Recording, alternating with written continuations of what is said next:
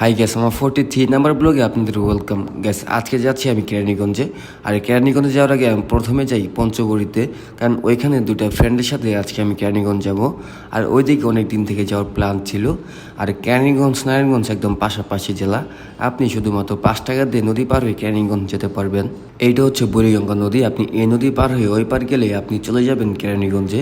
আর আমাদের ওই পার যাইতে যাইতে সন্ধ্যা হয়ে যায়। আর ওরা বলতেছিল বিকেলে গেলে নাকি ভালো লাগতো, কারণ জায়গাটা হচ্ছে গ্রাম। আর এইদিকে রাস্তাঘাট রাত্রের বেলা একদম অন্ধকার থাকে। আর আমার মনে হইতেছিল আমি হয়তো আমার গ্রামে আসছি। আর রাস্তা দিয়ে হেঁটে বুঝতে পারলাম জায়গাটা আরো ভালো লাগতো যদি আমরা বিকালে আসতাম। যাই হোক, তারপর আমরা হাঁটতে হাঁটতে আসি একটা বাজারে। আর এই বাজারের নাম হয়তো ব্রাহ্মণ।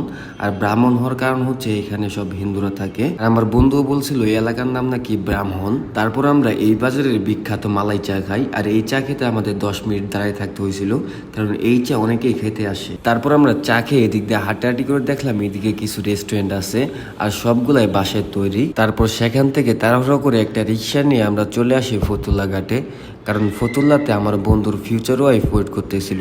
তারপর ফতুল্লাতে গিয়ে আমরা নাড়ু খাই। আর ওইগুলার ভিডিও আমি করি নাই, কারণ অনেক টায়ার্ড হয়ে গিয়েছিলাম। তারপর ফতুল্লাতে অল্প সময় আড্ডা দিয়ে আমি বাসায় চলে আসি। সো গাইস, আজকের ভিডিও এই পর্যন্তই। দেখা হচ্ছে অন্য কোনো ভিডিওতে। আল্লাহ হাফিজ।